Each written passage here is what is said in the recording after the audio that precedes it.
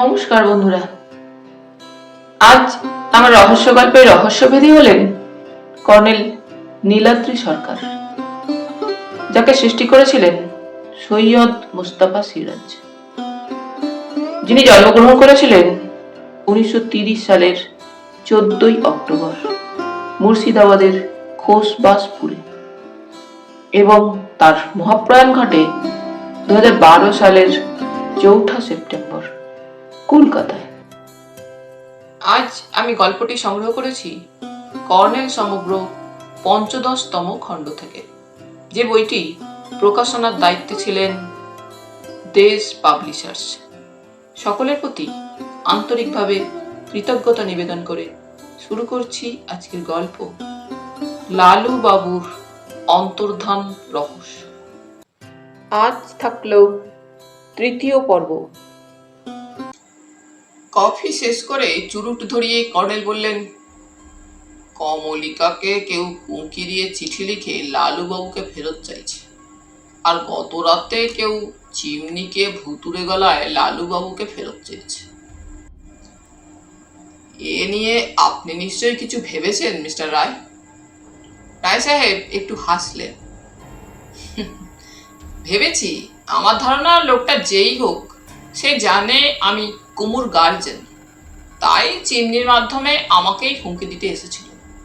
আমি দোতলায় শুই, আমার জানালার কাছে তার পৌঁছানো কঠিন, তাই এই ভায়া মিডিয়ার ব্যাপার। কিন্তু সে কুমুকে উড়ো চিঠি যেমন লিখেছে, আপনাকেও তো লিখতে পারত। তা না করে রাত বিরেতে আপনার বাড়ি ঢোকার রিস্ক নিল কেন? রায় সাহেব কর্নেলের দিকে নিষ্পলক চোখে তাকিয়েছিলেন। আস্তে বললেন, তাই তো, এই কথাটা আমার মাথায় আসেনি। আপনি কি বলতে চান সে তাহলে চিমনিকেই হুমকি দিতে এসেছিল? আমার তাই মনে হচ্ছে। কিন্তু চিমনি ঝুমুর মতোই লালুবাবুকে ফেরত দেওয়ার অর্থ বোঝে না। ওকে জিজ্ঞেস করেছিলেন নিশ্চয়ই? হ্যাঁ, চিমনিও খুব অবাক হয়ে গেছে। ও নিজের ভঙ্গিতে বলেছিল, লালুবাবু কি ওর আগের জন্মের স্বামী যে তাকে আঁচলে বেঁধে লুকিয়ে রাখবে? বাপের জন্মে তাকেও চেনে না। আমি স্টেশনের কাছে বটতলার সেই আতপাগলা সাধুর কথাটা বলার জন্য উসখুস করছিলাম। এবার কর্নেল নিজেই কথাটা তুললেন। আচ্ছা মিস্টার রায়, স্টেশনের বটতলায় এক সাধু বাবাকে দেখলাম, আপনি কি কখনো ওকে দেখেছেন? রায় সাহেব বললেন, দেখেছি মানে? ওকে কে না চেনে? ওর কথাবার্তা শুনলে বাঙালি মনে হয় না, কিন্তু জটা পাগলা খাঁটি বাঙালি। অবাক হয়ে বললুম, বাঙালি? বলেন কি? হ্যাঁ, ওর লাইফটা ট্র্যাজিক। ভৈরবগড়ের জমিদার বংশের হরগোপাল মজুমদারের বড় ছেলে জয়গোপাল, সন্দীপের বাবা, আর ছোট ছেলে রামগোপাল। জন্মাবধি বাঁ পায়ের পাতা একটু উল্টানো, তাই খুঁড়িয়ে হাঁটত। ছোটবেলা থেকেই ছিটগ্রস্ত ছিল। পরে পাগলামির লক্ষণ দেখা দেয়, ঠাকুর বাড়িতে দিন রাত পড়ে থাকত। তারপর জটা গজাতে শুরু করেছিল, সেই থেকে জটা পাগলা নাম হয়ে যায়। কর্নেল বললেন, জয়গোপাল বাবু কি ছোট ভাইয়ের ব্যাপারে উদাসীন ছিলেন? না, আসলে রামগোপাল বাড়ির সবাইকে উত্ত্যক্ত করত। খেতে দিলে খাবার ছুঁড়ে ফেলত, পাগলরা যেমন হয়। তারপর প্রায় 25 বছরের জন্য জটা পাগলা নিখোঁজ হয়ে যায়। বছর 3 আগে একেবারে সাধু সন্ন্যাসী হয়ে ফিরে আসে। চেহারা তত কিছু বদলায়নি, আবার ঠাকুর বাড়িতে আশ্রয় দিয়েছিল সে। কিন্তু সন্দীপ প্রায়ই মাতাল হয়ে এসে ওর জটা টানাটানি করত। ত্রিশূল কেড়ে নিয়ে সন্দীপ ওদের পুকুরে ফেলে দিয়েছিল। কমণ্ডলটাও কেড়ে নিয়ে কোথায় ফেলে দিয়েছিল কে জানে। রাতের পর রাত সন্দীপের অত্যাচারে জটা পাগলা অভিশাপ দিয়ে চলে গিয়েছিল। কিছুদিন থেকে তাকে স্টেশনের বটতলায় দেখা যাচ্ছে। কর্নেল চোখ বুজে শুনছিলেন। চোখ খুলে সোজা হয়ে বসে বললেন, এবার আপনি আমার কথা শুনলে অবাক হবেন। ওর কাছাকাছি এসে আমার কানে এলো, চোখ বুজে বিড়বিড় করে যেন জপ মন্ত্র পাঠ করার মতো কি আওড়াচ্ছেন। জয়ন্ত যে কান করেনি তা পরের ঘটনায় স্পষ্ট হল।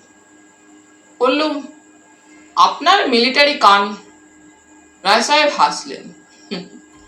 হ্যাঁ, আমি কর্নেল সাহেবের শ্রবণ ক্ষমতা জঙ্গলে গিয়ে দেখেছি। তো কি জোক ছিল জটা পাগলা? কর্নেল হাসলেন, বিড়বিড় করে বলছেন, লালু বাবু, লালু বাবু, লালু বাবু। রায় সাহেব ও আমি চমকে উঠেছিলাম। এক গলায় বললাম, লালু বাবু? হ্যাঁ, সেই জন্যই একটু পরে জিজ্ঞেস করলুম হিন্দিতে, লালু বাবুকে আপনি চেনেন? অমনি সাধু বাবা আটকে উঠে খোঁড়া পায়ে টাট্টু ঘোড়ার মতো উল্টো দিকে উধাও হয়ে গেলেন। রায় সাহেব বললেন, তাহলে লালুবাবু ব্যাপারটা ভেরি ভেরি মিস্টেরিয়াস তো বটেই। রায় সাহেব উঠে দাঁড়িয়ে বললেন, একেবারে ভুলে গেছি, গাড়ির পাংচার হওয়া টায়ারটা মেরামত করা দরকার। আমি গোবিন্দকে বলে আসি, সে গাড়ি নিয়ে হিন্দুস্তান অটোমোবাইল সার্ভিসে চলে যাক।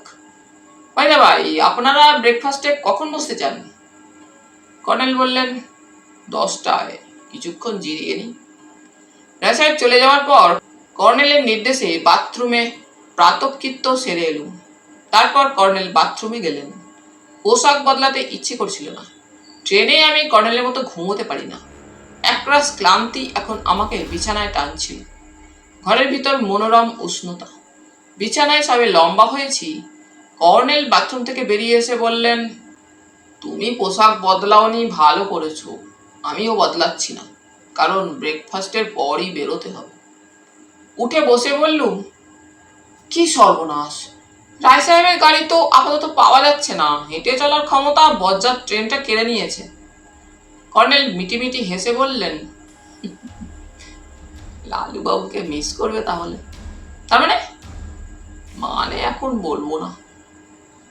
ঠিক আছে, কিন্তু পায়ে হেঁটে যাবেন কোথায়? কর্নেল চোখ কটমটিয়ে বললেন, বেশি কথা বললে আয়ু ক্ষয় হবে। 10টায় দোতলার ডাইনিং রুমে ব্রেকফাস্টের পর কর্নেল অভ্যাস মতো আর এক পেয়ালা কফি খেলেন। তারপর বললেন, মিস্টার রায়, একটা টেলিফোন করতে চাই। রায় সাহেব বললেন, মুখে বলা কি আছে, টেলিফোন যেখানে দেখে গিয়েছিলেন সেখানেই আছে, দরজা খোলা, ফোন করে আসুন। কর্নেল উঠে গেলেন। রায় সাহেব এবারে আমাকে ভৈরবগড়ের ইতিহাস শোনাতে থাকলেন। এই ইতিহাস আমি কর্নেলের সঙ্গে যেখানেই গেছি সেখানেই শুনেছি। গুপ্ত যুগ থেকে মোগল পাঠান যুগ হয়ে ব্রিটিশ যুগ পর্যন্ত একই কাঠামো সর্বত্র। দিয়ে যাচ্ছিল, দু একটা প্রশ্ন করছিল। তবে সর্বত্র যেমন ইতিহাস এসে ঠেকে যায় স্থানীয় রাজা জমিদার বংশধরদের কাছে, এখানেও তার অন্যথা হলো না। জয়গোপাল মজুমদারে এসে পৌঁছালো। অবাক হওয়ার ভান করে বললুম, কিন্তু ওদের পদবী মজুমদার কেন? রায় সাহেব হেসে উঠলেন, বাহ, আপনি সাংবাদিক, প্রশ্নে রাজনীতিবিদদের জেরবার করা আপনাদের প্রকৃত তথ্য আদায়ের রীতি। যাই হোক, আপনি ঠিক প্রশ্নই করেছেন। আসলে আমার নিজের মুখে বংশগৌরবের কথা বলতে বাধে। যে ইতিহাস শোনাচ্ছিল 19 শতকে, তার একটা বাঁক আছে। আমার ঠাকুরদার ঠাকুরদা ছিলেন রায়রায়ান খেতাব পাওয়া এবং নবাবী আমলের জমিদার। ভৈরবগড়ের? হ্যাঁ, আর জয়গোপালের পূর্বপুরুষ ছিলেন জমিদারির হিসাব রক্ষক। আমি শুনেছি মজুমদার আরবি ফার্সি শব্দ, মাজমুয়াদারের বাংলা রূপ। মাজমুয়াদার মশাইয়ের বিলাসিতায় জমিদারির নিলামে উঠেছিল। জয়গোপালের পূর্বপুরুষ সেই জমিদারি কিনে নিল।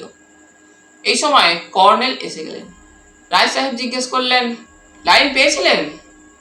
কর্নেল বললেন, হ্যাঁ, আমার এক পরিচিত ভদ্রলোক এখানে বেড়াতে আসার কথা ছিল। তিনি ট্যুরিস্ট লজ বুক করেছিলেন, তো এবার পেয়ে গেছেন। এখন নাকি ট্যুরিস্টদের মরশুম। বুঝলুম, গোয়েন্দা প্রবর ট্যুরিস্ট লজে ঠাঁই পেয়েছে। পাছে মুখ ফসকে আমি কিছু বলে উঠি, কর্নেল দ্রুত আমার দিকে ঘুরে বললেন, জয়ন্ত, বারান্দায় আমার কানে এলো রায় সাহেব তোমাকে সম্ভবত ভৈরবগড়ের ইতিহাস শোনাচ্ছেন। তোমাকে কি উনি বলেছেন ওর পূর্বপুরুষই ছিলেন এই ভৈরবগড়ের প্রতিষ্ঠাতা এবং রাজা খেতাবধারী বড় জমিদার? বললুম, বলেছেন। রায় সাহেব বললেন, বলতুম না, কিন্তু জয়ন্তবাবু একজন সাংবাদিক, প্রশ্নটা ঠিকই তুলেছিলেন। স্থানীয় জমিদারদের বংশধরের পদবি কেন মজুমদার? কর্নেল বললেন, জয়ন্তকে কি বলেছেন আপনার পূর্বপুরুষের প্রাসাদের ধ্বংসাবশেষ ঘুরে পুরাতত্ত্ব বিভাগ কত ইউরোপীয় শিল্পকলার নিদর্শন পেয়েছেন? বলিনি, ওকে এখানকার মিউজিয়াম দেখাতে নিয়ে যাওয়ার ইচ্ছে আছে, তখন বলবো। কর্নেল বললেন, তার আগে একবার জয়ন্তকে আর আমাকে জয়গোপাল বাবুর বাড়ি নিয়ে চলুন, আপনার সঙ্গে তো ওর বন্ধুত্ব আছে। রায় সাহেব উঠে দাঁড়িয়ে বললেন, একমাত্র ছেলের মৃত্যুতে বেচারা খুবই মুষড়ে পড়েছে, আগে টেলিফোনে অ্যাপয়েন্টমেন্ট করে নি। হ্যাঁ, একটা কথা, আপনার অন্য পরিচয় দেওয়া ঠিক হবে না। উনি হয়তো গত মার্চে আপনার এখানে আসার কথা কারো কাছে শুনেও থাকতে পারেন, তাহলে ভালোই হয়।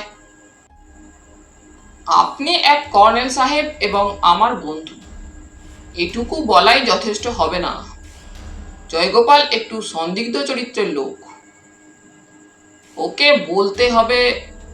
কর্নেল তাকে থামিয়ে দিয়ে বললেন, জয়গোপাল বাবুর কলকাতার বেআই অর্থাৎ সন্দীপের শ্বশুর প্রবোধ সিনহা আমার বন্ধু।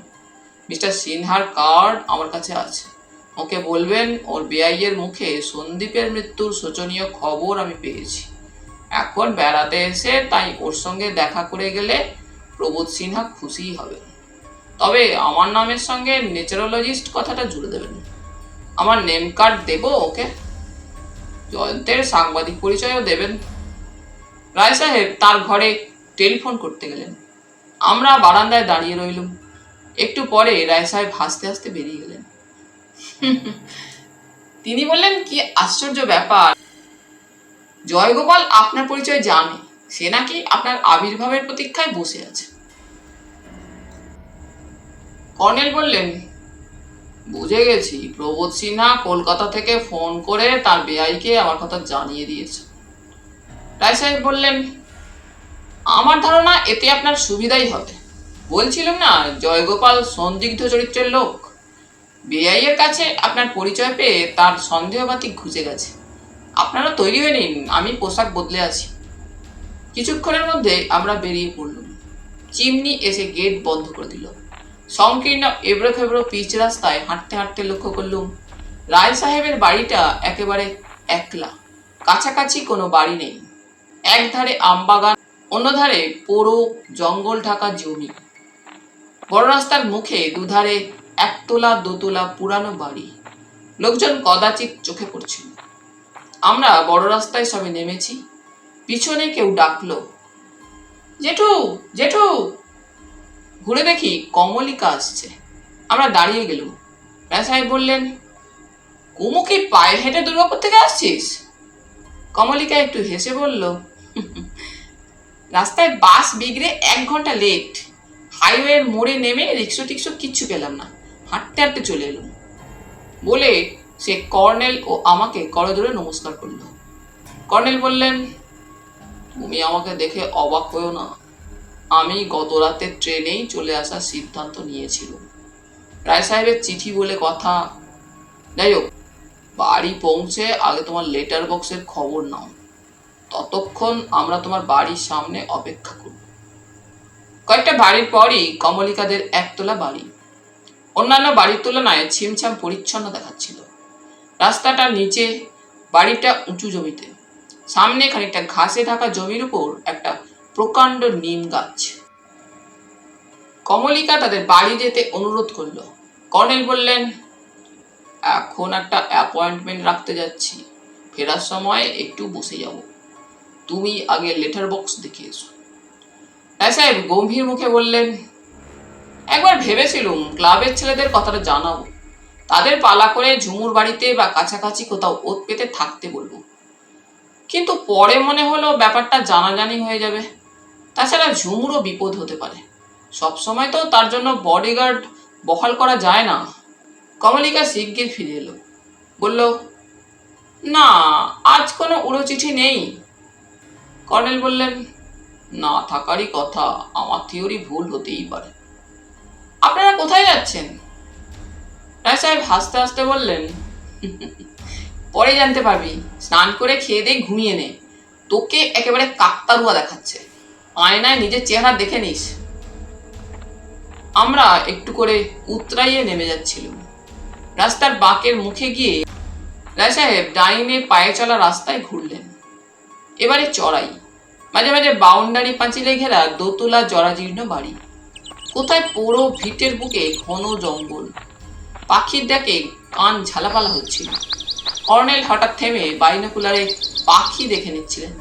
রায় সাহেব বললেন, জয়গোপালদের বাড়ি যেতে এটাই শর্টকাট, কিন্তু কল্পনা করতে পারবেন না জয়ন্তবাবু, ভৈরবগড়ের বাঙালি টোলার বড় লোকেরা এখানেই বাস করতেন। এই অংশটা কবে বেদখল হয়ে গেছে। এক মারোয়াড়ি শিল্পপতি জলের দরে কেয়ারটেকারদের কাছে সব জমি কিনে নিয়েছেন। কিসের যেন কারখানা হবে। লাল মাটির পায়ে চলা পথ শেষ হলে দেখি নিচেই চওড়া মসৃণ পিচের রাস্তা, লোকজন ও যানবাহন যাতায়াত করছে। রাস্তা পেরিয়ে গিয়ে ক্রমশ একটু উঁচু হয়ে চলা সংকীর্ণ একটা রাস্তায় পা দিয়ে রায় সাহেব বললেন, সামনে জমিদার বাড়ি। জয়গোপাল এখনো জাঁক কিছুটা বজায় রেখেছে। দেখলুম গেটের দু মাথায় দুটো সিংহ, আর তাদের যথেচ্ছ জড়িয়ে ধরে আছে উজ্জ্বল লাল বুগানভেলিয়া। দারোয়ান সেলাম দিয়ে গেটের একটা অংশ খুলে দিল। দোতলা বাড়ির গাড়ি বারান্দার ছাদে একজন অমায়িক চেহারার ভদ্রলোক চেয়ারে বসেছিলেন। হাতে একটা ছড়ি, লম্বাটে গরম, মুখে খোঁচা খোঁচা গোপ দাঁড়িয়ে আছে, পরনে পাজামা পাঞ্জাবি। আমাদের দেখেই তিনি উঠে দাঁড়িয়েছিলেন। কাছাকাছি গেলে তিনি করজোড়ে নমস্কার করে বললেন, স্বাগত, সুস্বাগত। রায় সাহেব বললেন, তখন তো কর্নেল সাহেবের কথা শুনে মনে হলো তোমার কতকালের চেনা। এবার বলো তো কোনজন কর্নেল সাহেব?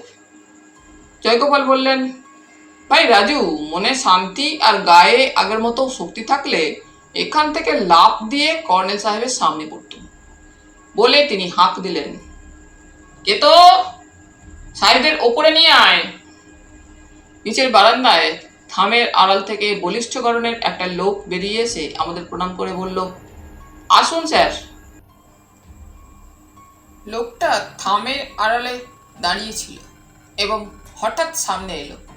শুধু এজন্য নয়, তার চোখ দুটো দেখে কেন যেন অস্বস্তি হচ্ছিল। গায়ে নীল স্পোর্টিং গেঞ্জি, পরনে জিন্সের প্যান্ট। এই লোকটাকে জয়গোপাল বাবুর বাড়ির রক্ষক বলে অনুমান করলাম, কিন্তু এমন একজন চিতাবাঘের মতো রক্ষক থাকতেও সন্দীপ কিভাবে খুন হলো, এটাই প্রশ্ন। দোতলার বারান্দায় কয়েকটা বেতের চেয়ার ও টেবিল ছিল। সম্ভবত আমাদের বসবার জন্য এই আয়োজন। জয়গোপাল বাবু কর্নেলের দুহাত ধরে হঠাৎ ফুঁপিয়ে কেঁদে উঠলেন।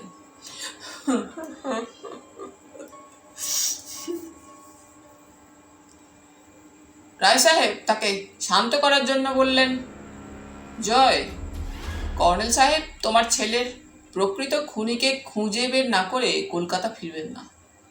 খুনি বলে যাকে কলকাতা পুলিশ থেকে ধরে এনেছে সে খুনি বলে আমার মনে হয় না। কর্নেলও জয়গোপাল বাবুকে সান্ত্বনা দিয়ে বললেন, আমার যথাসাধ্য চেষ্টা আমি করব, বিশেষ করে প্রবোধ সিনহা আমার বন্ধু মানুষ। আমরা বসার পর জয়গোপাল বাবু গলা সাপ করে রুমালে চোখ মুছে বললেন, বাবা কে তো, কর্নেল সাহেব কফি ছাড়া আর কিছু খান না। তুই নরু ঠাকুরকে বলে আয়, দেরি হয় না যেন। কে তো চলে গেল। তারপর কর্নেল চাপাসরে বললেন, আগে একটা প্রশ্ন করতে চাই, আশা করি সঠিক জবাব পাবো, আর সঠিক জবাব পেলে আমার কাজ সহজ হবে। বলুন কি আপনার প্রশ্ন? আপনি লালুবাবুকে চেনেন? জয়গোপাল বাবু প্রথমে চমকে উঠেছিলেন, কিন্তু একটু চুপ করে থাকার পর আস্তে বললেন, হ্যাঁ চিনি। কর্নেল যে হঠাৎ এমন করে জয়গোপাল বাবুকে প্রশ্নটা করবেন তা কল্পনাও করিনি। লক্ষ্য করলুম রায় সাহেব ভুরু কুচকে জয়গোপাল বাবুর দিকে তাকিয়ে থাকার পর কর্নেলের দিকে তীক্ষ্ণ দৃষ্টিতে তাকালেন। তারপর তিনি হেসে উঠলেন, লালুবাবুটা কে হে জয়? জয়গোপাল বাবু বললেন, কর্নেল সাহেবকে জিজ্ঞেস করো। রায় সাহেব কর্নেলের দিকে আবার তীক্ষ্ণ দৃষ্টি তাকিয়ে বললেন, কর্নেল আমাকেও জিজ্ঞেস করেছিলেন, আমি কোনো লালুবাবুকে চিনি না। এখন তুমি বলছো তাকে চেনো। তার আগে কর্নেল সাহেবকে তাহলে জিজ্ঞেস করি, তিনি কেমন করে লালুবাবুর কথা জানলেন? কর্নেল নির্বিকার মুখে বললেন, আপনার বেয়াই প্রবোধবাবু আমাকে বলেছেন কে এক লালুবাবুই তার জামাইয়ের মৃত্যুর কারণ। প্রবোধবাবু বলেছেন এ কথা? হ্যাঁ, আমাকে তিনি বলেছেন সেই লালুবাবুর প্ররোচনায় তার এক ব্যবসায়ী বন্ধু অজয় সাধুকার ছেলে অশোক তার জামাইকে খুন করেছে, তাই তাকে পুলিশ কলকাতা থেকে গ্রেপ্তার করে এনেছে। আর একটা কথা, আপনার বৌমা সুমিত্রা নাকি অশোককে এখানে বেড়াতে আসতে লিখেছিল। পুলিশ তদন্ত করে কিছু পারিপার্শ্বিক সাক্ষ্য পেয়েছে অশোকের বিরুদ্ধে। ওদিকে আপনার বৌমাও পুলিশকে যা বলেছে তাতে নাকি অশোক এই কেসে সরাসরি যুক্ত, এ কথা প্রবোধবাবু বলেছেন। এই সময় কেতো আর একজন টিকি পৈতেধারী রোগাটে গরনের লোক ট্রেতে কফি নিয়ে এলেন। বুঝলুম এই ব্রাহ্মণ ভদ্রলোকই বাড়ির পাচক নরু ঠাকুর। তিনি চলে যাওয়ার পর জয়গোপালবাবু বললেন, কেতো, ঠাকুর বাড়ির চারপাশটা একবার দেখে আয়। পাগলটা কদিন থেকে ওখানে এসে ঘোরাঘুরি করছে, ওকে সেদিনকার মতো ছুরি টুরি দেখালেই পালিয়ে যাবে। কেতো চলে গেল। রায় সাহেব বললেন, পাগলা মানে জটা পাগলা? আবার কি? তুমি তো জানো পৈতৃক প্রপার্টির ন্যায্য শেয়ার থেকে ওকে বঞ্চিত করিনি, কিন্তু সবটাই একে ওকে তাকে বেচে হিমালয়ের ওপর বসে ধ্যান করতে গিয়েছিল। কর্নেল সাহেব, আপনারা কফি খান। রাজু, কফি খাও। রায় সাহেব বললেন, তুমি খাবে না? না, তোমরা খাও। কর্নেল কফিতে চুমুক দিয়ে বললেন, জয়গোপাল বাবু, ওই পাগল সাধুকে আমি রেল স্টেশনের বটতলায় দেখেছি। মিস্টার রায় আমাকে তার কথা বলেছেন, তিনি নাকি আপনার ছোট ভাই রামগোপাল। হ্যাঁ, কিন্তু এখন সে আমার শত্রু। সে কি, কেন? খুলেই বলি, প্রায় 25 বছর পরে ফিরে এলেও তাকে আমাদের কারো চিনতে ভুল হয়নি।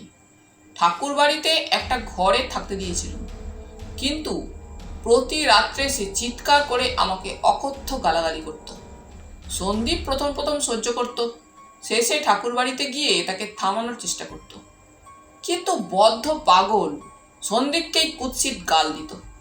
সন্দীপ তখন তার উপর হাত ওঠাতো। সন্দীপ খুন হয়েছিল গত সোমবার সন্ধ্যায়। আগের দিন রবিবার রাতে রামগোপাল চিৎকার করে বৌমার নামে খিস্তি করছিল। বৌমার সঙ্গে কলকাতার একটা ছেলেকে ঝর্ণার কাছে, না, বড় কদর্য কথা, মুখে বলা যাবে না। সন্দীপ লাঠি নিয়ে তাড়া করেছিল। তারপর কর্নেল তার কথার উপর বললেন, একটা প্রশ্ন, প্লিজ স্পষ্ট জবাব দেবেন। সন্দীপের মার্ডার কেসের তদন্তে আপনার জবাবটা কাজে লাগতে পারে। বলুন, আপনি কি আপনার পাগল ভাইয়ের মুখে শোনা ঘটনাটা, অর্থাৎ আপনার বৌমা আর কলকাতার ছেলেটিকে ঝর্ণার কাছে বেড়াতে যাওয়ার কথাটা পুলিশকে জানিয়েছিলেন? বুঝতেই পারছেন, আমার একমাত্র সন্তান, তাকে কলকাতার এক দুর্বৃত্ত, কি যেন নামটা, অশোক, হ্যাঁ, অশোকের সঙ্গে বৌমার ঝর্ণার কাছে বেড়াতে যাওয়ার কথা পুলিশকে বলেছিলেন। পুলিশ রামগোপালকে খুঁজে বের করেছিল। অনেক জেরা করে রামগোপালের মুখ থেকে কথাটা জেনে নেয় পুলিশ। এখন প্রবলেম হলো, রামগোপাল সত্যিই পাগল, ওর সাক্ষ্য কোর্টে গ্রাহ্য হবে না। তবে সেই সূত্র পেয়ে পুলিশ তদন্ত করার পর জানতে পেরেছে ঘটনাটা সত্য। কর্নেল চুরুট ধরিয়ে বললেন,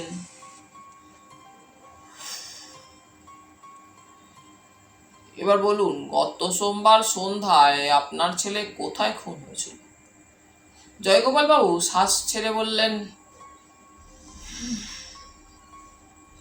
সন্দীপের একটা আড্ডার জায়গা ছিল, সেটা বাজারের কাছে একটা ক্লাবে। প্রতিদিন বিকেলে সে বেরিয়ে যেত, ফিরত রাত 10টা নাগাদ। আপনাকে গোপন করা উচিত হবে না, সে বাড়ি ফিরত মাতাল হয়ে। এতে আপনার বৌমার দিক থেকে কোনো আপত্তি? জয়গোপাল বাবু কর্নেলের কথার উপর বললেন, আপত্তি ছিল, সেটা স্বাভাবিক মনে হতো আমার। সন্দীপের মা ওদের ঝগড়াঝাটি মিটিয়ে দিত। তাহলে গত রবিবার বিকেলে সন্দীপ ক্লাবের আড্ডায় গিয়েছিল এবং রাত 10টায় ফিরেছিল। হ্যাঁ, কিন্তু সে রাতে বৌমার সঙ্গে তার কোনো গন্ডগোল হয়নি। আপনার বৌমা সেদিন বিকেলে বেড়াতে গিয়েছিল কার সঙ্গে? আপনার পাগল ভাই তাকে ঝর্ণার কাছে দেখেছে বলেছিলেন। হ্যাঁ, সেটাই এবার বলতে যাচ্ছিলুম। এ পাড়াতেই আশালতা নামে এক বিধবা থাকে, বামুনের মেয়ে। ওর স্বামী মহেন্দ্র মুখুজ্জে জ্যোতিষচর্চা আর কবরেজি করত। স্বামীর মৃত্যুর পর আশালতা কবরেজি করত। আমার স্ত্রীর বাতের চিকিৎসা করত সে। একদিন আশালতা কথায় কথায় সন্দীপের বিয়ের কথা তোলে। আপনাকে বলা দরকার, সন্দীপের একবার বিয়ে দিয়েছিল। রাজু জানে সে কথা। রায় সাহেব বললেন, কর্নেল সাহেবকে আমি সে কথা বলেছি। জয়গোপাল বাবু বললেন, সন্দীপের আবার বিয়ে দেওয়ার চেষ্টা করেছিল, কিন্তু ব্যাপারটা কিভাবে পাত্রীপক্ষ জেনে যেত, বিয়েতে বাধা পড়ত। কর্নেল বললেন, এরপর আশালতা কলকাতায় তার দাদা হরিমাধব ভট্টাচার্যের সাহায্যে ঘটকালি করেন। প্রবোধ সিনহার মেয়ের সঙ্গে সন্দীপের বিয়ে হয়ে যায়, তাই না? জয়গোপাল বাবু অবাক হয়ে বললেন, আপনি জানেন? জানি, প্রবোধ বাবুর কাছে শুনেছি। তো বৌমা প্রায়ই আশালতার বাড়ি যেত। বাধা দেওয়ার কারণ ছিল না। এবারে পিছনে একটা পুকুর আছে, তার উল্টো দিকের ঘাটের মাথায় আশালতার বাড়ি। তাহলে সুমিত্রা আশালতার বাড়ি যাচ্ছে বলে বেরিয়ে গিয়েছিল। হ্যাঁ। এবার সোমবার বিকেলের ঘটনা বলুন। জয়গোপাল বাবু শ্বাস ছাড়লেন এবং একটু চুপ করে থাকার পর বললেন,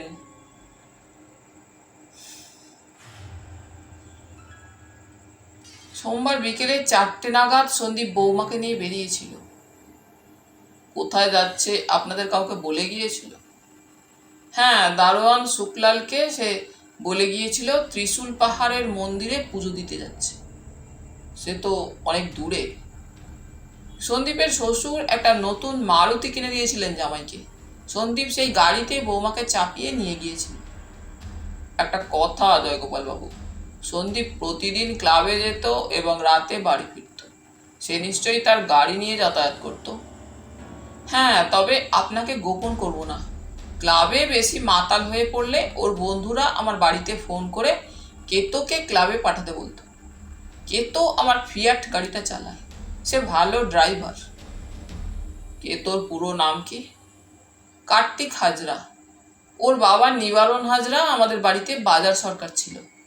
ওই যে উত্তর দিকে একতলা ঘরগুলো দেখছেন, সেখানে আমাদের কর্মচারীরা থাকতো। নিবারণ মারা যায়, পরে তার স্ত্রীও মারা যায়। মুকু আর কেতো দুটি ছেলে ছিল ওদের। মুকুকে পরে বাজার সরকারের কাজ দিয়েছিল। 1 মিনিট, মুকুর পুরো নাম? মুকুন্দ হাজরা। সে কি এখনো আপনার বাড়িতে থাকে?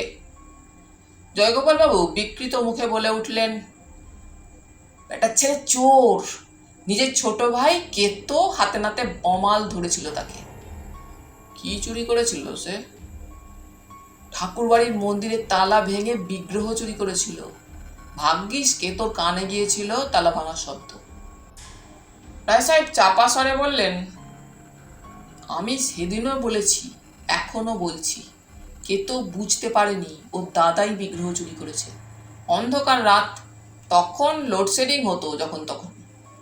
জয়গোপাল বাবু বললেন, কে জানে, কেতোর চেঁচামেচি শুনে আমি আমার ঘরের জানালা দিয়ে টর্চের আলোয় দেখেছিলাম। কর্নেল তার কথায় বাধা দিয়ে বললেন, এরপর মুকুন্দকে বাড়ি থেকে নিশ্চয়ই তাড়িয়ে দিয়েছিলেন। হ্যাঁ, চিন্তা করুন কর্নেল সাহেব, আমাদের গৃহদেবতা রাধা বল্লভ। প্রতি বছর শ্রাবণ মাসে ঝুলন পূর্ণিমায় কত ঘটা করে পুজো আচ্চা হয়। প্রতিদিনও পুজো হওয়ার কথা হয়, নরোত্তম ঠাকুর পুজো করেন। তবে বছরে ওই রাত্রির পুজোয় একটা বৈশিষ্ট্য আছে। সেদিন রাত্রে শুভক্ষণ গণনা করে রাধাবল্লভকে বহুমূল্য অলঙ্কারে সাজানো হয়। ভোর রাত্রে পুজো শেষ হলে সেই অলঙ্কার খুলে গুপ্ত স্থানে রেখে দিই। রায় সাহেব হাসতে হাসতে বললেন, মুকুন্দ নির্বোধ। কর্নেল জিজ্ঞেস করলেন, এখন সে কোথায় আছে? জয়গোপালবাবু বললেন, আমার এক কট্টর শত্রু মাখন সাহার আড়তে খাতা লিখে শুনেছে। তার ফ্যামিলি ছিল কি? বউ আর একটা ছেলে ছিল। এখন মাখন সাহার বাড়িতে তারা নাকি কাজ করে। রায় সাহেব ঘড়ি দেখে বললেন, কর্নেল সরকার, আপনি মূল প্রসঙ্গ ছেড়ে বাইরে চলে গেছেন। লাঞ্চের সময় হয়ে আসছে কিন্তু। কর্নেল বললেন, একটু দেরি করে খাবো। তবে এবার সন্দীপের মৃত্যুর প্রসঙ্গে আসা যাক। জয়গোপাল বাবু, আপনি বলেছিলেন সন্দীপ মারুতি গাড়িতে চাপিয়ে সুমিত্রাকে ত্রিশূল পাহাড়ের দিকে নিয়ে গিয়েছিল। তারপর কি হলো বলুন। জয়গোপাল বাবু বললেন, সেখানে সন্দীপ নাকি যায়নি।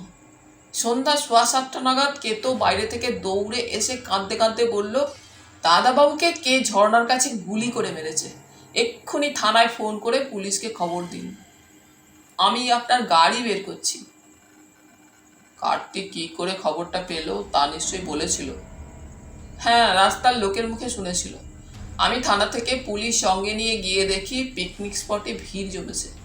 পাশেই ঝর্ণার নিচে একটা বড় পুকুরের মতো জলা। সন্দীপের গাড়িটা সেই জলার দিকে ঝুঁকে আছে। আদিবাসীরা লণ্ঠন আর মশার জেলে ভিড় করেছিল। পুলিশ ভিড় হটিয়ে দিল। পুলিশের জোরালো টর্চের আলোয় দেখলুম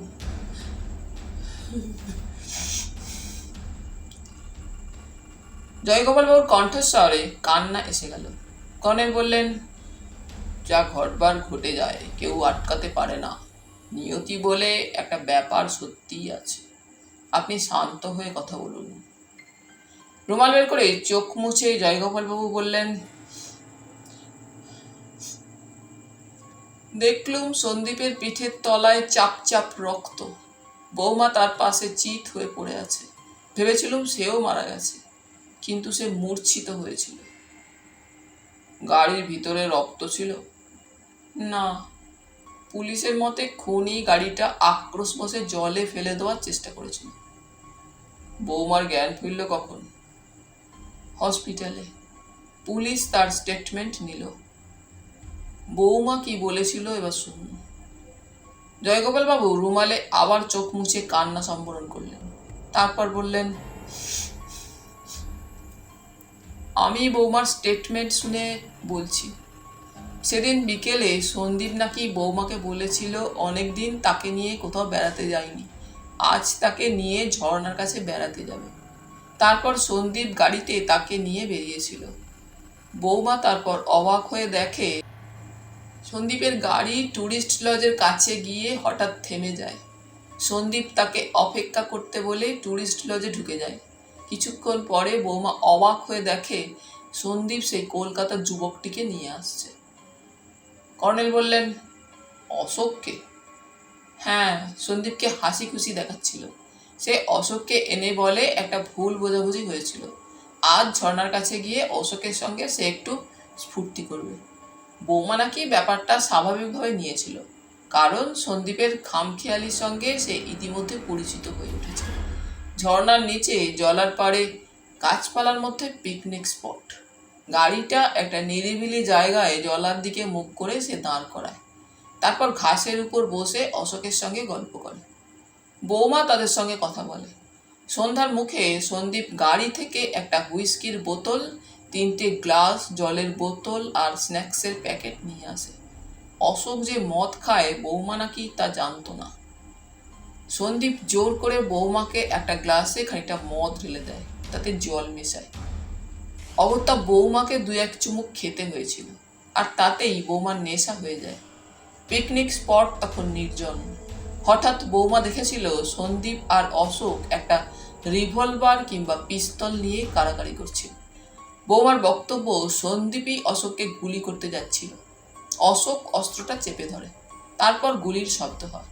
দুজনের ধস্তাধস্তি তখনও চলছিল। দ্বিতীয়বার গুলির শব্দ হলে বৌমা দেখে সন্দীপের পিঠে রক্ত। সে একটু ছটফট করে স্থির হয়ে যায়। অশোক বৌমাকে বলে, আমি গুলি করিনি। সে সন্দীপকে গালাগালি দেয়। সে সন্দীপের হাতের অস্ত্রটা জলে ছুঁড়ে ফেলে দেয়। তারপর বৌমাকেও কুৎসিত গালাগালি করে টলতে টলতে চলে যায়। আদিবাসীদের একটা দল মজুর খেটে বাড়ি ফিরছিল। তারা বৌমার আর্তনাদ শুনে সেখানে ছুটে যায়। তখন বৌমা মূর্ছিত অবস্থায় পড়েছিল।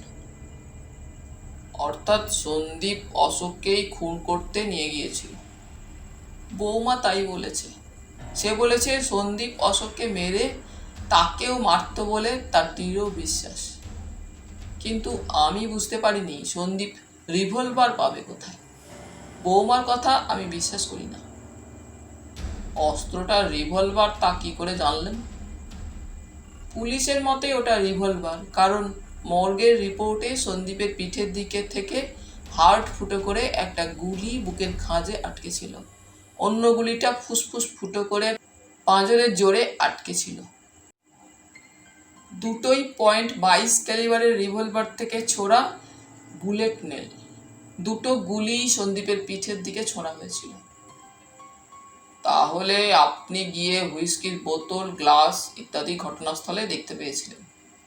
হ্যাঁ, পুলিশ এগুলো প্যাকেটে ভরে নিয়ে এসেছিল। দামে ভরা গভীর জলায় মার্ডার ওয়েপন খোঁজার চেষ্টা বৃথা। পুলিশও সে চেষ্টা করতে গিয়ে ব্যর্থ হয়েছিল। এদিকে বৌমা বলেছিল সে অশোকের বাড়ির ঠিকানা জানে না। সে নাকি অশোককে তার বাবার ব্যবসার সূত্রে চেনে। তাই অশোককে কলকাতায় খুঁজে বের করতে পুলিশের দেরি হয়েছে। কর্নেল বললেন, এই যথেষ্ট। এবার বলুন, লালুবাবু নিপাত্তা হয়ে যান কবে? গত বছর ঝুলন পূর্ণিমার দিন বেলা 12টায় দেখি লালুবাবু নেই। পুলিশকে জানিয়েছিলেন। লালুবাবু নাম কে রেখেছিল? আমার ঠাকুরদাই নাম রেখেছিলেন। কেন রেখেছিলেন জানি না। কর্নেল উঠে দাঁড়িয়ে বললেন, চলি, পরে দেখা হবে, নমস্কার। বাড়ি ফেরার সময় রায় সাহেব বলেছিলেন, জয়গোপালদের গৃহদেবতা রাধা বল্লভের গয়না চুরির কথা আমি জানি। ভৈরবগড়ের কে না জানে। কিন্তু আমার অবাক লাগছে কর্নেল সরকার। কর্নেল বলেছিলেন, কেন? রায় সাহেব হেসে ফেললেন। আমি কল্পনাও করিনি লালুবাবু। কর্নেল তাকে থামিয়ে দিয়েছিলেন। লালুবাবুর কথা এখন থাক। লালুবাবুকে আপাতত ভুলুবাবু করে দিন। এ কথায় রায় সাহেবের হাসি বেড়ে গিয়েছিল। কি বললেন? ভুলুবাবু করে দেব, অর্থাৎ ভুলে যাব? সত্যি আপনার কোনো তুলনা হয় না। জয়গোপালের পেট থেকে গুপ্ত কথা বের করে ছাড়লেন। আমি বলেছিলুম, আমার মাথায় কিছু ঢুকছে না, মাথা ভব করছে। লালুবাবুর ব্যাপারটা কি? কর্নেল অমনি চোখ কটমটিয়ে বলেছিলেন, ফিরে গিয়ে স্নান করে নেবে, তারপর বোঝার চেষ্টা করো। স্নানাহারের 1:30 বেজে গিয়েছিল। গোবিন্দ রায় সাহেবের গাড়ি মেরামত করে এনেছে।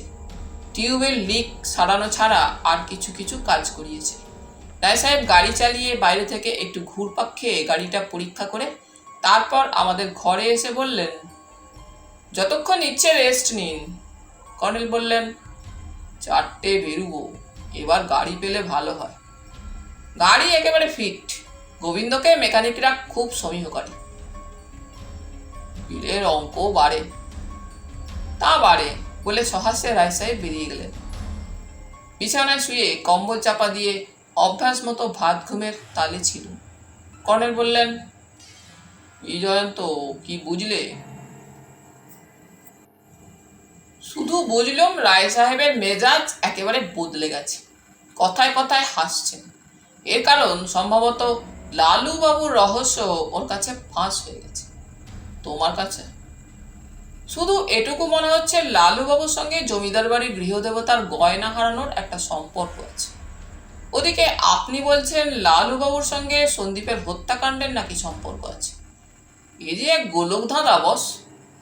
কর্নেল চুটের ধোঁয়া ছেড়ে চেয়ারে হেলান দিয়ে চোখ বুঝলেন।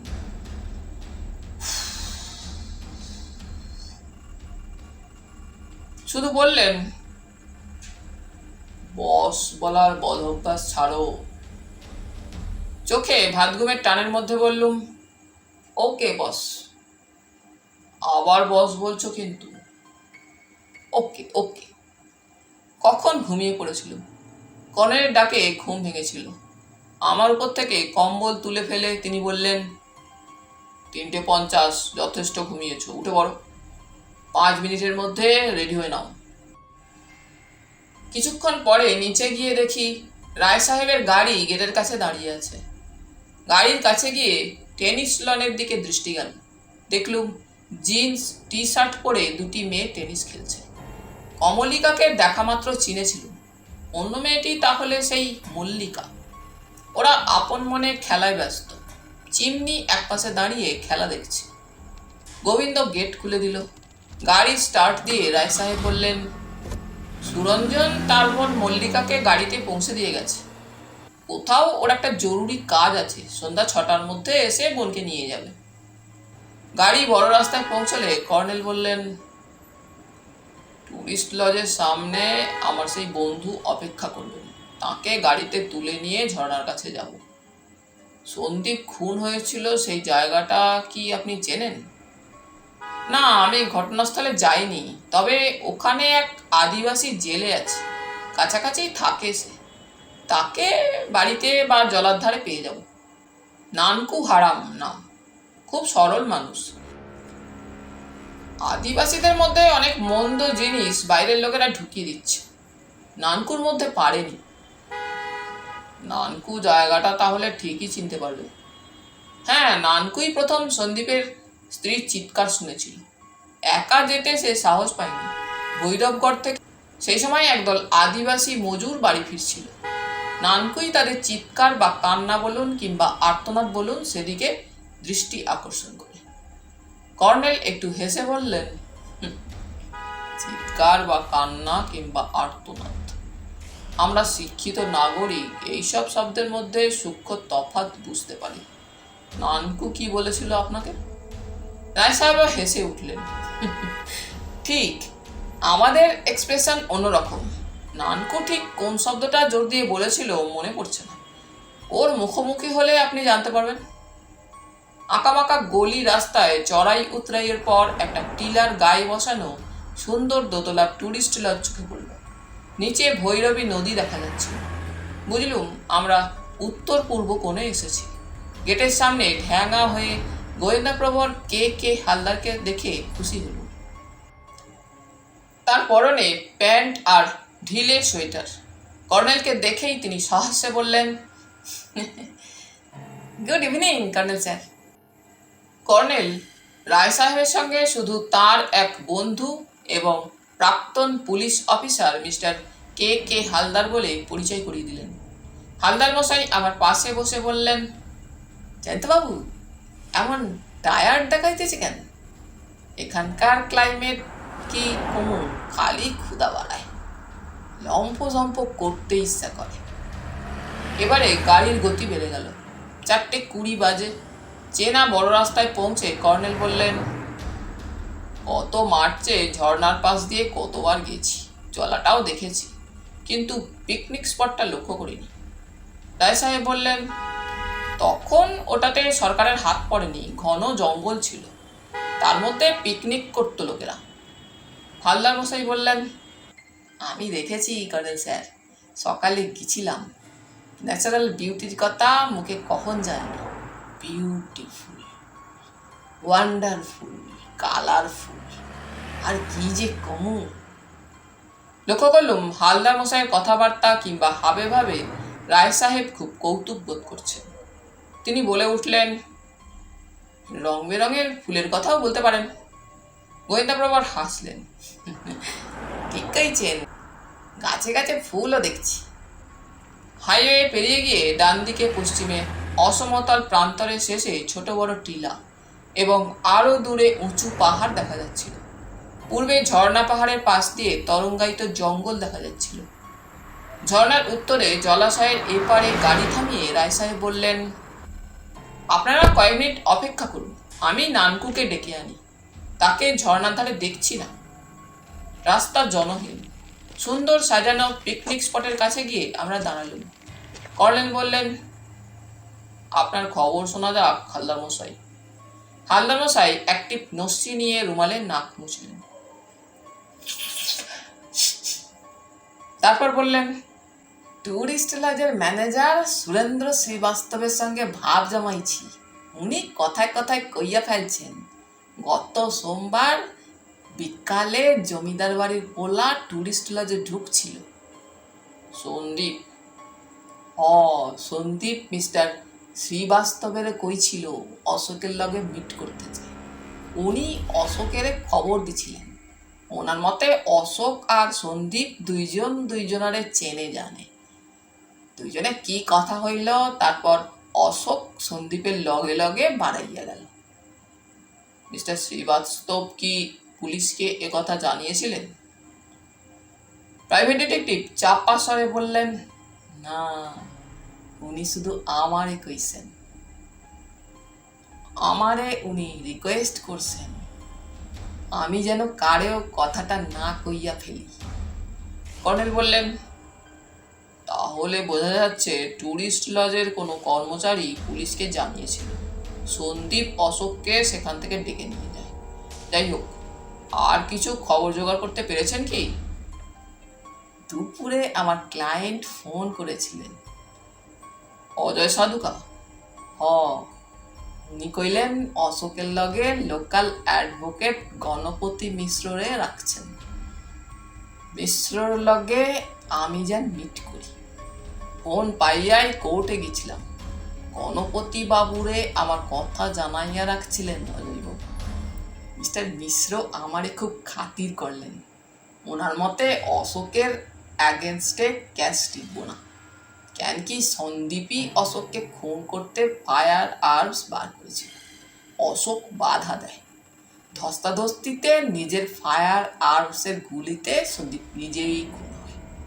মিস্টার মিশ্র আরও কইলেন, ফায়ার আর্মস সন্দীপের।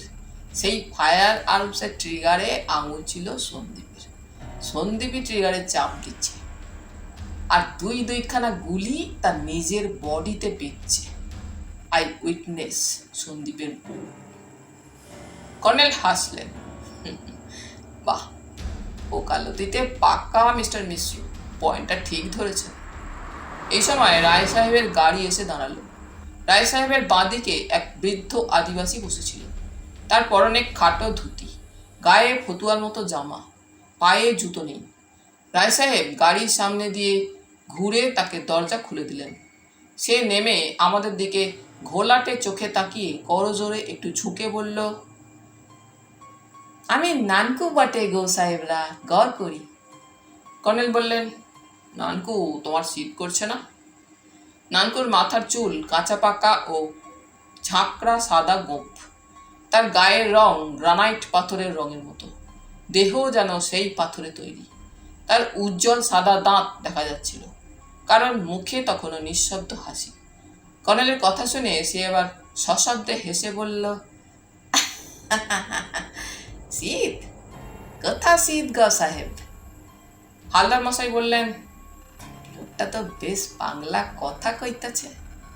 রায় সাহেব বললেন, আমার সংসারের সংসর্গে, যাই হোক, আমি গাড়িটা ঠিক জায়গায় রাখি। নানকু, তুমি সাহেবদের সেই খুনের জায়গায় নিয়ে যাও। রোদ কমে আসছে, শিগগির যাও, আমি আসছি। নানকু আমাদের যেখানে নিয়ে গেল সেখানে কেউ পিকনিক করে বলে মনে হচ্ছিল না। ঘন ঝোপঝাড়ের মধ্যিখানে একটা ফাঁকা জায়গা, সেখানে ঘন ঘাস, ইতস্তত উঁচু গাছ, এদিকটায় নিবিড় জঙ্গল শুরু হয়েছে। নানকু বলল, এইখানে জমিদার বাবুর বেটার লাশ পড়েছিল, আর ওইখানে তার বউ পড়েছিল। কর্নেল হাঁটু মুড়ে বসে আতস কাঁচের সাহায্যে ঘাসের ফাঁকে কি খুঁজতে শুরু করলেন কে জানে। তবে আমি অনেকগুলো সিগারেটের ফিল্টার টিপস পড়ে থাকতে দেখলুম। কর্নেল বললেন, জল ঢেলে পুলিশ রক্ত ধোয়ার চেষ্টা করেছে। ঘাসের উপরটাতে রক্ত দেখছি না, কিন্তু মাটিতে রক্তের একটু আধটু চিহ্ন দেখতে পাচ্ছি। হালদার মশাই সিগারেটের ফিল্টার টিপসগুলো কুড়িয়ে নিয়ে বললেন, হ্যাঁ, এটা কি হইল জান? কর্নেল উঠে দাঁড়িয়ে বললেন, কি ব্যাপার হালদার মশাই? সকালে যখন আইছিলাম তখন তো এইগুলি দেখি নাই। কে এখানে বইয়া আজ দুপুরে সিগারেট খাইছে? Heavy mystery. নানকু নিঃশব্দে হাসছিল। সে বলল, এইদিকে আসুন সাহেবরা, দেখুন কি হয়েছে। তাকে অনুসরণ করে ঝোপের ফাঁক দিয়ে আমরা এগিয়ে গেলাম।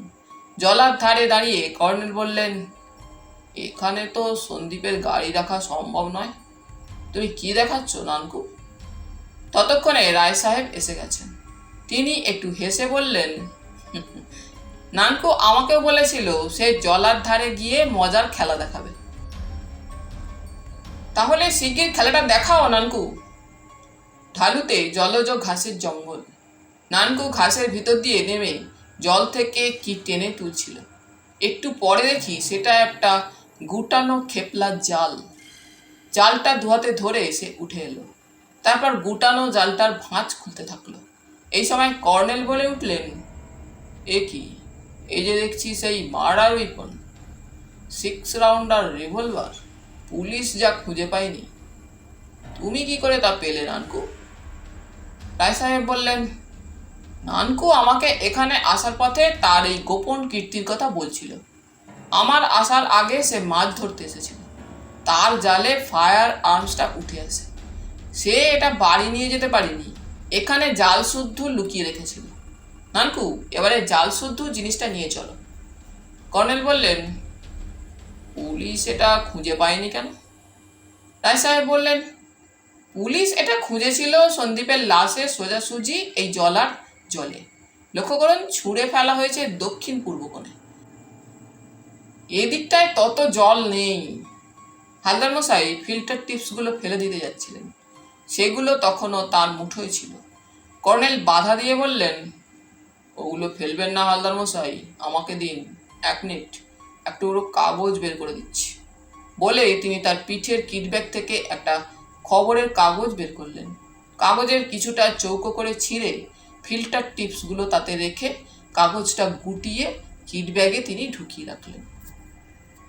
রায় সাহেব বললেন, সন্দীপের গাড়ি কোথায় ছিল তা কি দেখতে চান কর্নেল সরকার? কর্নেল বললেন, না, চেপে যান। নানকুকেও বলে দিন সে যেন এগুলোর কথা বলে না। রায় সাহেব কিছু বলার আগেই নানকু বলল, না গো সাহেবরা, তা বলবো না। তবে একটা কথা আমার মাথায় আসছে, কি করি বলুন সাহেব? রায় সাহেব বললেন, কি কথা? আমি তখন জাল ফেলতে আসছিলাম, তখন কে একজন ওখান থেকে উঠে জঙ্গলে ঢুকে গেল। হালদার মশাই জিজ্ঞেস করলেন, কেমন লোক? চিনি চিনি মনে হয়েছিল বটে, ভদ্রলোকও বটে, কোথা তাকে দেখেছি কে জানে। রায় সাহেব বললেন, ওসব কথা আমার বাড়িতে গিয়ে বলবে, এখন আর কথা নয়। প্রায় 20 মিনিটের মধ্যেই আমরা থানার গেটে পৌঁছে গিয়েছিলাম। তারপর রায় সাহেব নানকুকে পাশে নিয়ে ভেতরে ঢুকলেন। কর্নেল তার পিছনে হালদার মশাই এবং তার পিছনে আমি রায় সাহেবকে অনুসরণ করলুম। থানার লোকেরা হাঁ করে তাকিয়ে এই মিছিল দেখছিল। ওসির ঘরে ঢুকে রায় সাহেব বললেন, good evening mister Ramcharan Dubey. পরে অন্য কথা, আগে লক্ষ্য করে দেখুন এই ভদ্রলোককে চিনতে পারেন কিনা। এসপি সাহেব আপনাকে নিশ্চয়ই এর চেহারার বর্ণনা দিয়েছেন। আপনি গতকাল আমাকে রিং করে এর কথা জানতে চাইছিলেন। ওসি মিস্টার দুবে তক্ষুনি চেয়ার ছেড়ে উঠে সেলাম ঠুকে বললেন, আমার সৌভাগ্য যে কীর্তিমান কর্নেল নীলাদ্রি সরকার নিজেই আমার কাছে এসেছেন। আমি জানতুম আপনি মিস্টার রায়ের অতিথি হবেন। অনুগ্রহ করে আপনারা বসুন। ওটা নানকো না? ওর হাতে জাল কেন? মার্ডার ওয়েপন উদ্ধার করেছে নানকু, এখনো তার জালে ওটা বন্দি। ওকে আপনারা বকশিস দেবেন। ও মাই গড! এই, কে আছো? শিগগির কফি নিয়ে এসো। একজন কনস্টেবল দরজার ভিড় ঠেলে চলে গেল। দরজায় পুলিশের ভিড় দেখে মিস্টার দুবে বললেন, ভিড় করবেন না, সন্দীপের মার্ডার কেসের আইও রথীন্দ্র শর্মাকে ডেকে দিন শিগগির। তাহলে বন্ধুরা, আজ এই পর্যন্তই। গল্প পাঠ তোমাদের ভালো লেগে থাকলে তোমাদের কাছে আবারও অনুরোধ থাকলো, লাইক, শেয়ার এবং সাবস্ক্রাইব করে তোমাদের মূল্যবান মতামত পাঠানোর জন্য। ধন্যবাদ।